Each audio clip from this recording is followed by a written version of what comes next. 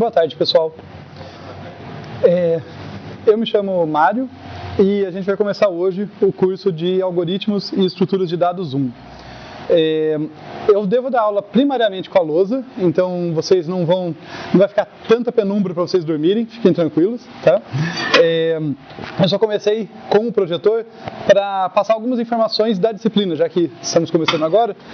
Eu mandei e-mail para vocês com a página da disciplina, é um link mais longo, então um outro jeito de chegar lá que é bem fácil, a minha página não é tão difícil de lembrar, então aloc.fiscar.br/felice, que é meu último sobrenome, e daí aqui vocês têm o link para o curso de Algoritmos e Estruturas de Dados 1.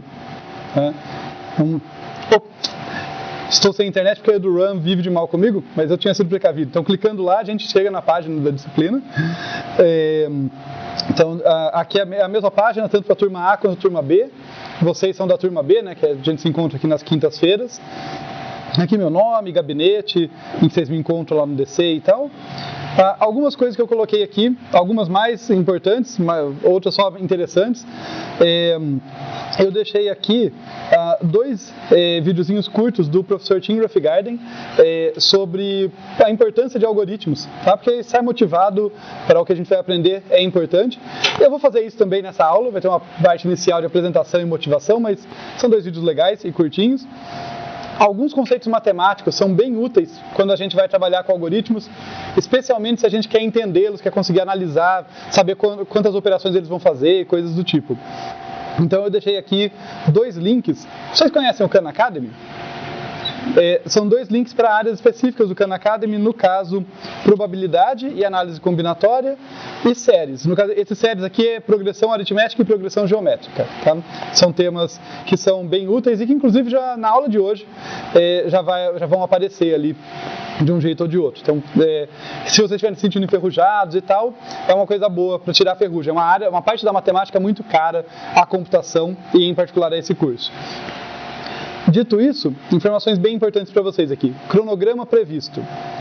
Eu não vou passar pelo cronograma com todos os detalhes. O que vocês têm que saber de cara agora a gente não tem aula semana que vem. Embora não caia o feriado para vocês, eu vou ter uma banca nesse horário. Então eu vou estar ocupado com isso. Daí serviu para não desincronizar as duas turmas também, né? Que a outra turma de terça-feira cairia no feriado.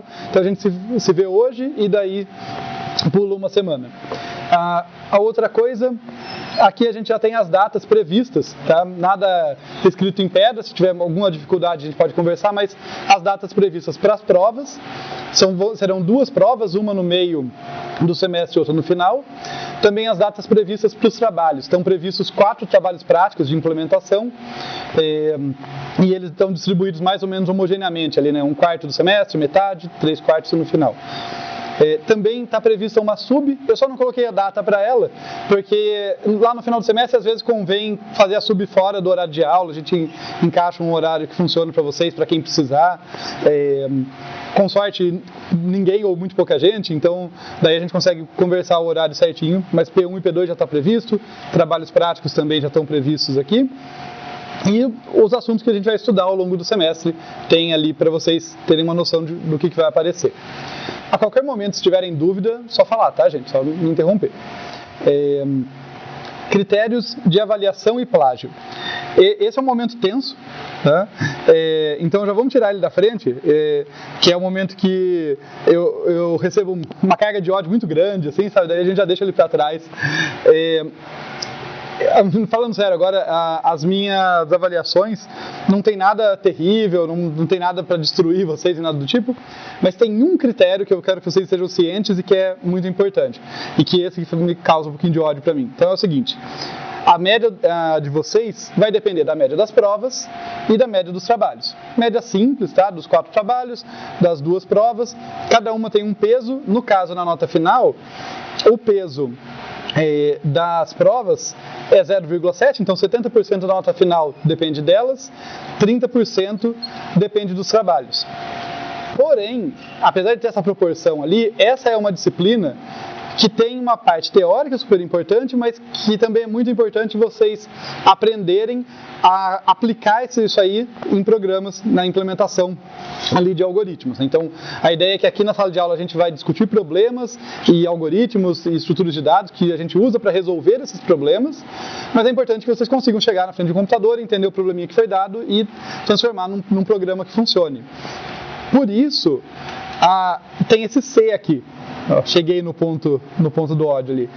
A média é calculada com esses dois pesos aqui, se vocês conseguirem pelo menos uma nota 5 ou maior em cada um dos critérios. Se não, a nota final é o mínimo das duas. Tá? Eu não fico super feliz de colocar esse critério, mas já teve no passado aluno que conseguiu ir muito bem nas duas provas, não entregou nenhum trabalho. Isso não é aceitável, isso não é adequado, mesmo que a média dele desse para passar de repente, sabe? Vocês precisam das duas partes aqui para a formação de vocês. Tá? Então, é necessário que vocês não deixem o trabalho. Então, é para isso, para forçar isso, tá? Dito isso, eu sou flexível. Se eu vejo que você não abandonou o trabalho, você tentou fazer, teve dificuldade, ficou com 0,49. Né? Eu não vou aplicar essa regra. Eu tenho uma flexibilidade, mas o que eu não posso aceitar é que vocês abandonem um dos aspectos da disciplina só porque a minha nota fecha. Isso não é aceitável. E é para isso que está esse critério aqui. Ok? Fora isso, além de critério de avaliação, questão de plágio, e para as provas, claro que vocês não devem colar, mas para trabalho prático. Gente, nunca copiem código. Código tem uma assinatura muito fácil de detectores pegarem, e eu uso detectores no trabalho de vocês, porque cada um organiza o código de um jeito. Então, assim, não tem problema trocar ideia. Se vocês, vou pegar o trabalho prático, vou tentar fazer, vou quebrar minha cabeça. Ótimo, o primeiro impulso deve ser esse. Mas eu empaquei e não estou saindo do lugar. Pode conversar com o coleguinha, eu não vou nem conseguiria fiscalizar isso e nem desincentivo. Trocar ideia é legítimo. Não copia código. Sabe? Se você tiver com muita dificuldade, seu colega sentar do seu lado e falar, olha, faz mais ou menos assim, mas nunca copia código, nunca outra pessoa programa por você ou você pega o código dele pronto, tá? Levem plágio a sério e até por uma questão pragmática, detector de plágio pega muito fácil estrutura de código igual ali e daí as notas serão zeradas, tá? Então, pode trocar ideia, não pode trocar código. Tá legal? Esses dois aspectos principais que eu queria mostrar. Voltando aqui para a página da disciplina, então, cronograma, critérios de avaliação e plágio. Aqui nós temos os tópicos das aulas. Eu costumo deixar as notas de aula que eu uso aqui, então vocês vão vendo que para cada aula tem aqui um PDF e bibliografia ou materiais complementares. Tem bibliografia lá no final, mas eu costumo deixar ali já a bibliografia mais pontual. Então, estou com uma dificuldade nessa aula, mas as notas de aula não estão resolvendo para mim, né? As anotações do professor não estão resolvendo. Tem a indicação ali de um outro material complementar ou de um capítulo de livro em que vocês vão achar aquele assunto para poder estudar, tá? Nos tópicos já está mais organizadinhos para vocês, então acessem essa página para ajudar a se organizar e estudar. Além disso, indo lá para baixo, perdão, essa parte, ela está quase certinha para o curso de vocês. Por quê? Porque eu peguei da última vez que eu ministrei esse curso. Só que toda vez eu mudo alguma coisa. Então eu vou atualizando ao longo. Então pode ser que uma coisa mude de ordem, pode ser que um assunto secundário saia para entrar outro, os assuntos centrais certamente vão estar lá. Então não se assustem se algumas coisas que mudaram ao longo do semestre, mas já tem uma base ali que foi o que eu usei da última vez. Eu vou atualizando aos poucos ao longo. Listas de exercícios não serão cobradas, mas é altamente indicado que vocês as façam. Tá? É a maneira mais efetiva de estudar o conteúdo do curso, tirar dúvida. Se achar erro em exercício, pode ter. Tá? Pode ser que eu tenha deixado passar um erro, então trazer exercício para dúvida, tudo. Então aqui as listinhas dos nossos principais assuntos. Aqui a bibliografia que eu falei. E uma última coisa aqui da página, né, para a gente sair do projetor e entrar no curso mesmo, é que aqui nas anotações da primeira aula eu deixei 2 links, né? Por falta de padrão, né? Aqui eu tinha deixado esses links iniciais, talvez eu devesse colocar esses 2 aqui também, que são o quê? São links do professor Paulo Feofiloff, lá do IME-USP, sobre layout e documentação. São curtinhos, tá? São capítulos de livro dele, mas tem desses links aqui disponível na página dele também. que são coisas super simples sobre como fazer um código mais legível. Tá? Não é complexo porque não tem a ver com fazer códigos difíceis, é só, sabe quando a gente está aprendendo a escrever, que a gente aprende a respeitar a linha, sabe, pôr ponto antes de começar a próxima frase, é isso para programação, sabe, usa um espaçamento adequado, uma indentação boa, comenta na hora certa, não comenta nem de mais nem de menos, ele dá boas dicas aqui, então eu recomendo que vocês olhem esses tópicos de layout e documentação. Tá? Então, acho que é isso. Alguma dúvida, pessoal? Pode falar. Boa pergunta. Sim, eu passo a lista no início de toda a aula. Pode assinar, sem problema. Eu não sou super rígido com a presença, mas toda a aula vai ser passado lista e eu espero que vocês assinem. Não tem como conseguir, né? Posso conversar com o Alex para pegar lá para mim na turma? Tranquilo. Tendo espaço na sala, eu não vou expulsar ninguém, nem de lá, nem daqui. Mais alguma dúvida? Então, se eu não acompanho por um livro principal? Não.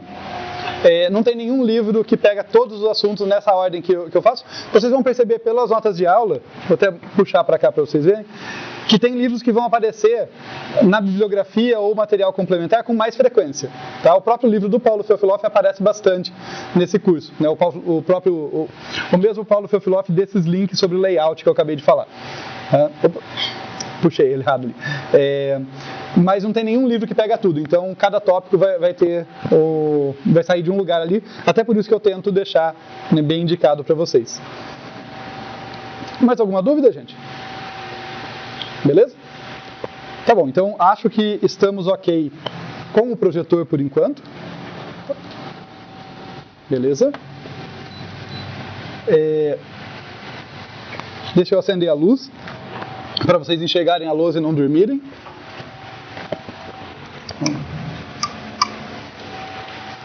Todo mundo ficou cego de repente, por um instante, né? Então vamos lá. Passada essa parte mais técnica que a gente falou, né? Essas informações técnicas no sentido de como vai funcionar a disciplina, cobranças e tudo mais, vamos do que se trata algoritmos e estruturas de dados 1. Tá? Então a parte de apresentação e motivação, para a gente saber por que isso é interessante. Tá? Eu espero convencer vocês ao longo do curso de que isso é interessante, mas tentar já começar com o pé direito abordando algumas questões aqui. Então, sobre o que vai ser esse curso? Como o nome diz, a gente vai estudar bastante vários algoritmos e estruturas de dados. Tá? São duas áreas irmãs, depois eu aprofundo mais nisso, mas embora não sejam a mesma coisa, elas trocam muita figurinha. Estruturas de dados são usadas para fazer algoritmos melhores e algoritmos são usados para implementar boas estruturas de dados, então as duas coisas conversam muito. Mas o nosso foco aqui, tá, e esse é bem importante, é no porquê das coisas. Então, não vou escrever um monte, não, vou mais falar do que escrever, mas acho que alguns pontos centrais vale a pena deixar registrado. Assim. O que eu quero dizer com foco nos porquês? E eu, conforme estava escrevendo, fiquei na dúvida se eu escrevi porquê certo, porque sem a frase para saber se é uma afirmação, uma pergunta, o que eu escrevo ali, né? Então, o que eu quero dizer com foco nos porquês é que algoritmos e estruturas de dados são assuntos clássicos em computação, especialmente os que vocês vão ver, né? Por isso que eles estão aqui no início de curso de computação. Então, se fosse só preocupado com o conteúdo, eu podia mandar vocês lerem tópicos da Wikipedia, não precisa nem ser de nenhum livro não, tá tudo lá. Tá, algoritmos clássicos, estruturas de dados clássicos, tá tudo lá na Wikipedia. E vocês decoravam e acabou. Tá? Então, não é esse o meu papel aqui. Claro que a gente vai acabar conhecendo uma variedade de algoritmos e estruturas de dados, mas a ideia é que a gente brinque de projetá-los e de analisá-los, de entender por que ele é feito assim, por que não faz de outro jeito. Se fizer de outro jeito, será que ele mantém a eficiência? Será que ele continua funcionando ou será que ele quebra? Tá? Então, tanto os algoritmos quanto as estruturas de dados, é esse o pensamento que a gente tem que cultivar para realmente entender como ele é. Pegar um código pronto e usar, não precisava disso aqui, tá? A Wikipedia está lá, ou inúmeros outros livros. Tá? Então, pode entrar. Então, por isso essa ênfase no porquê, em realmente tentar entender o que tem por trás deles. Começar com uma definição entre aspas aqui, do que é um algoritmo Definir formalmente o que é um algoritmo não é trivial, tá? É quase uma contradição que a gente tem aqui. Algoritmos são assuntos super importantes para a computação, tanto que vocês devem estar vendo algoritmos desde que entraram aqui, né? Vocês vão ver várias disciplinas que têm o nome algoritmos nelas. Cada vez a gente vê algoritmos em diferentes ângulos ou diferentes profundidades, tá? Mas está sempre ali, né? Mas definir formalmente não é trivial. Então eu vou ficar com uma definição intuitiva que nos serve bem aqui, que é uma receita clara, precisa e não ambígua para resolver um problema. Tá? Uma sequência de instruções que eu consigo seguir sem ficar em dúvida em nenhum passo e que se eu seguir certinho, eu consigo resolver o problema no final. Tá? É isso que é um algoritmo. E é por isso, inclusive, que algoritmos são tão importantes e tão onipresentes na computação. Porque se vocês pensarem, todas as áreas da computação têm problemas. E se a gente está falando de computação, a gente não quer resolver o problema na mão, a gente quer programar um computador para resolvê-los. Então, para qualquer área da computação, a gente vai querer algoritmos, de preferência bons algoritmos corretos e eficientes, para resolver esses problemas. Tá? Então, aqui a gente não vai ter ênfase em nenhuma área da computação, a gente vai estar estudando a área de algoritmos como um todo, porque existem certas bases, tanto em técnicas quanto em estruturas de dados, que acabam aparecendo em algoritmos mais sofisticados, aplicados às mais diferentes áreas. Então vale a pena a gente estudar, é como a gente estudar operações fundamentais da matemática, não interessa qual área da matemática que você vai, elas vão estar presentes.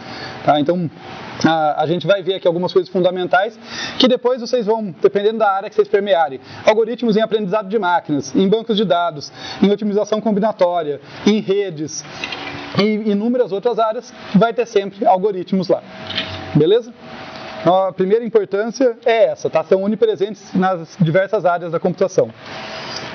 Outra questão muito relevante, que passa muito desapercebido para quem é leigo, e até antes de eu estudar essa área, mesmo quando eu era aluno de computação, assim, eu não tinha clareza disso. Algoritmos são muito relevantes para algoritmos e estruturas de dados, né, são muito relevantes para que a gente consiga fazer inovação tecnológica. O que eu quero dizer com inovação tecnológica? É muito claro para a gente, de um modo intuitivo, que se eu trocar um computador que eu tenho hoje por um computador 10 vezes mais rápido, eu não só consigo fazer as coisas que eu já fazia mais rápido nele, mas outras serão possíveis. Tá? Para dar um exemplo bem dia a dia, assim, se a gente pensar em filmes e jogos eletrônicos. Quando a gente tinha computadores muito mais lentos, tá, algumas décadas atrás, eu só conseguia renderizar imagens em 3D computacionais e tal, com muito tempo. Então eu conseguia fazer um filme, porque eu podia parar e falar, olha, fica renderizando aí, uma hora termina. Ia demorar algumas semanas, mas no fim terminava e eu tinha a película e tal, está registrado. Mas eu não conseguia fazer um jogo com a mesma qualidade, porque tinha que ser em tempo real. Com computadores muito mais rápidos, isso se torna viável. Vocês já viram alguma comparação, tipo, a qualidade de um jogo que está rodando em tempo real hoje e um filme de décadas atrás, sabe? É impressionante você pensar que aquilo está sendo gerado em fração de segundo, sendo que antes mainframes tinham que ficar rodando por semanas para renderizar aquele filme. Tá? O que a gente não percebe, e aí que entram os algoritmos, é que essa melhoria não vem apenas do desempenho bruto. Se você tem um algoritmo ineficiente para resolver um problema computacional, ainda que você aumente muito o poder computacional, você pode aumentar o tamanho do problema que você consegue resolver apenas marginalmente. Isso é pouco intuitivo, mas vai ficar mais claro conforme a gente for analisando diferentes eficiências de algoritmos. Por outro lado, às vezes eu mudo um algoritmo, eu estou atacando o mesmo problema, mas eu mudo um algoritmo de uma eficiência para outra tão mais baixa, tá, que eu salto várias ordens de grandeza sem mudar o hardware. Então, se hoje a gente consegue fazer muito mais coisas com os computadores, e daí vai desde dos computadores mainframes, dos clusters e tal, até o celular que a gente tem no bolso, todos eles fazem muito mais coisas do que há 10, 20 anos atrás, isso não é só porque eles ficaram mais poderosos em força bruta, é porque tem algoritmos mais eficientes, problemas foram estudados e a gente achou soluções mais espertas e mais rápidas para aproveitar esse potencial. Então, tem essa relevância de conseguir transformar o poder bruto dos computadores em resultado ali, passa por algoritmos eficientes. E por fim, algo que quando... Assim, eu tenho um baita viés para falar isso, porque eu sou dessa área, né? Eu trabalho, não estou aqui dando aula de algoritmos à toa, mas algoritmos são super interessantes e divertidos para se estudar. Quando eu falo interessantes e divertidos, eu sei, vocês vão ter prova, tá? Então não vai ser tudo interessante e divertido, tá? Algumas coisas vão ser só obrigadas. Mas eu quero dizer que eles são interessantes no sentido de um puzzle. Tá? Você tem um problema, você tem alguns conhecimentos que a gente vai adquirir, né? A gente vai adquirir técnicas computacionais, estruturas de dados que a gente vai conhecer, ferramentas para construir um algoritmo esperto. E daí o desafio é como que eu monto o meu algoritmo de um modo esperto para resolver aquele problema. Não é óbvio, mesmo para quem sabe todas as ferramentas. Você precisa das duas coisas. Você precisa conhecer muitas ferramentas e técnicas, mas também usar criatividade e ficar quebrando a cabeça, como a gente faz num puzzle. Tá? Então ele mistura ali a criatividade com conhecimento técnico para ter boas soluções, é bem legal. Deixa eu ver o próximo passo. Como de costume, me pare no momento que for, tá? Se vocês tiverem qualquer dúvida.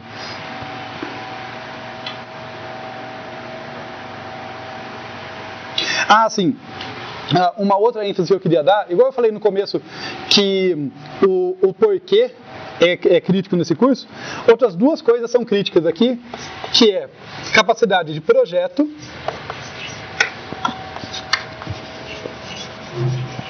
e análise. Tá?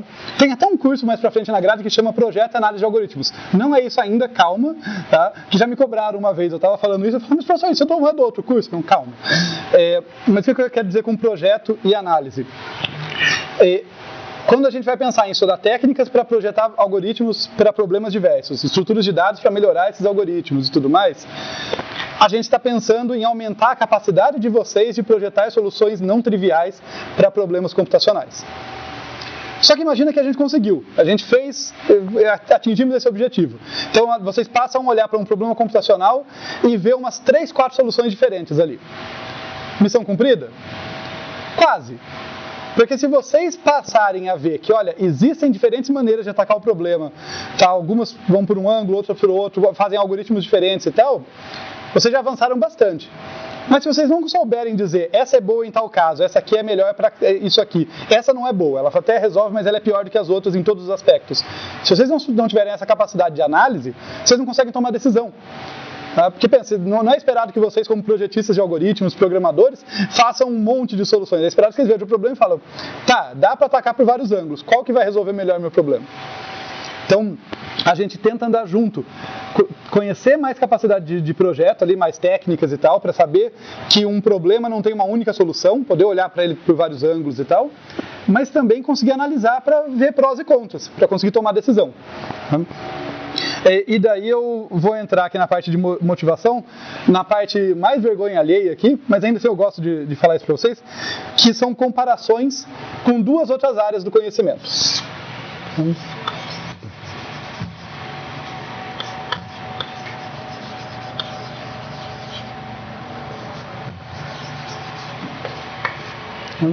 A primeira é com literatura. Então, vamos lá, exercitar a vergonha alheia. Tô cansado dessa vida de professor, resolvi que eu vou escrever roteiro para filme, né? E tô pensando nesse filme, acho que vai ser um sucesso, avaliem comigo. 2 personagens principais, Rômulo e Júlia, famílias rivais.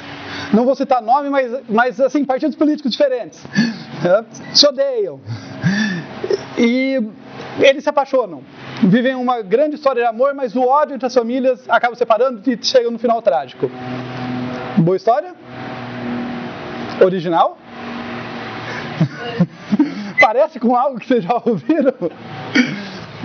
Notem, eu não falei uma única palavra em inglês, né? O que dirá em inglês arcaico, que foi onde foi escrito isso aí, mas tem uma ideia que permeia uma história. Assim também são os algoritmos em relação aos programas que vocês codificam. Quando a gente entra em computação, muitas vezes a gente cai numa ânsia de vou aprender todas as linguagens do mundo. Legal, não tem nenhum problema com aprender muitas linguagens, mas tenho noção que nessa comparação com línguas e literatura, quem sabe muitas linguagens no mundo de hoje é um ótimo exercício intelectual, é um ótimo aprendizado, é excelente, mas talvez a pessoa vai trabalhar como intérprete. Não necessariamente quem sabe falar russo, inglês, espanhol, japonês é um grande romancista. Uma coisa é você saber diferentes linguagens, outra coisa é você saber pegar uma linguagem e escrever coisas sofisticadas com ela, e interessantes. Estudar algoritmo é sobre escrever coisas interessantes. Depois, se você quiser usar os algoritmos em Java, em C, em Pascal, em Python, aí fiquem à vontade. Claro que tem nuances, assim como traduzir de uma linguagem para outra humana não fica 100%, tem coisa que sai mais fácil numa linguagem do que em outra, mas em essência, o que a gente vai estudar aqui, vocês podem fazer em qualquer linguagem. Tá? Então, é essa a ideia, né? Assim como eu estava roubando a ideia do Shakespeare ali, é essa a ideia por trás de um problema. Se ele for implementado de uma linguagem ou outra, não tem problema. Aqui a gente vai usar a linguagem C, que é uma continuação do que vocês já viram em CAP. Né? Vocês já foram alfabetizados em CAP ali em computação. Mas o foco é o algoritmo, não é o código. O código, a gente precisa traduzir isso, porque eu até falei, trabalhos práticos são essenciais, tal, então vocês têm que traduzir isso em alguma linguagem. A nossa linguagem escolhida aqui vai ser C. Mas o foco são os algoritmos, tá? São essas grandes ideias por trás. Passada a primeira vergonha alheia, né? Então a comparação agora com engenharia civil. Eu pego engenharia civil, na verdade podia ser qualquer outra área, mas é que engenharia civil é uma coisa mais palpável e próxima da gente, porque embora a gente nunca tenha estudado nada de engenharia civil, todo mundo aqui mora em casas, né? Então a gente tem uma noção de que assim, olha, uma casa, se eu fizer mais ou menos seguindo assim, as tecnologias modernas, as ferramentas que tem, os materiais, eu não preciso fazer grandes cálculos para ela parar em pé. Uma casa normal de um andar e tal. Agora, se eu estiver falando de um arranha-céus, sabe, chegar alguém que fala, não, eu sei colocar tijolo em cima de tijolo, beleza, vou construir um arranha-céu, vocês entrariam nesse prédio? Ou mesma coisa para uma ponte, sem cálculos e testes e análise e verificação, vocês andariam numa ponte que foi construída assim, sem todo um planejamento, todo um projeto? É a mesma ideia no sentido que, se a gente estiver pegando um problema computacional para uma instância, uma entrada muito pequenininha, faz qualquer coisa. Com o poder computacional que a gente tem hoje em dia, faz qualquer coisa que vai funcionar. Por que a gente vai se preocupar em estudar algoritmos e eficiência e tal? Para escala, quando a gente está trabalhando com instâncias grandes, com muito volume de dados. Ou em contrapartida, com volume de dados pequeno, mas em sistemas embarcados que têm muito pequeno poder de processamento. É quando você tem ou você tem muito dado, ou você tem uma situação de pouco poder de processamento que você tem que se preocupar com a eficiência, e é aí que a coisa é interessante. Tá? Então, do mesmo jeito que a gente não precisa de um escritório de cálculos para verificar que uma casa de um andar fique em pé, né? Basta fazer o básico ali, ela fica, mas a gente precisa disso para um arranha-céu. Quando a gente está pensando em algoritmos para lidar com grandes volumes de dados, uma escolha errada de projeto pode ser a diferença entre um algoritmo que termina e outro que fica rodando por milhões de anos. Aí eu não falei milhões exagerando, a gente consegue uma instância grande o bastante e um algoritmo ineficiente o bastante para chegar nisso. Né? Tudo bem até aí, gente?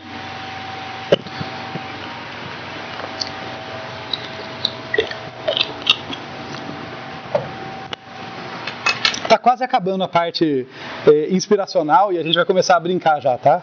Só mais um pouquinho. Tá, eu falei bastante de motivações mais gerais, habilidades que eu espero que vocês adquiram e que devem ser muito úteis para vocês enquanto computeiros, tá? Então, vai ser legal adquirir essas habilidades. 3 para destacar aqui. Se tornar um programador melhor. Né? De novo, a comparação com a literatura que eu acabei de fazer, né? Estudando algoritmos, vocês não vão estar estudando uma linguagem de programação específica, mas vocês vão ser capazes de fazer coisas mais complexas com essa linguagem. Então, devem se tornar programadores melhores. Melhorar capacidades analíticas, aquele foco que eu falei não só em projeto, mas em análise. Como a gente vai ter que ficar brincando de comparar, essa estrutura de dados, se eu implementar assim, como que ela fica? Se eu implementar assado, como que ela fica?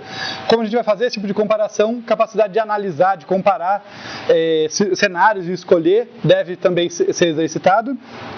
E uma outra, que não é o foco do curso, é meio que um efeito colateral, mas eu gosto bastante, é pensar algoritmicamente. É um nome chique, né? Mas o que eu quero dizer com isso? Quando a gente fala de estudar algoritmos, a gente está pensando em construir, essencialmente, em construir aquela receita, que eu falei, a receita, para resolver um problema. Não em resolver diretamente. Quando a gente se prepara para o vestibular, a gente exercita muito resolver problemas. Você tem lá exercícios de física, de matemática, você tem o problema e fala qual é a resposta certa, e você vai lá e resolve. Os algoritmos estão rodando na nossa cabeça e muitas vezes a gente não tem consciência deles. quando a gente estuda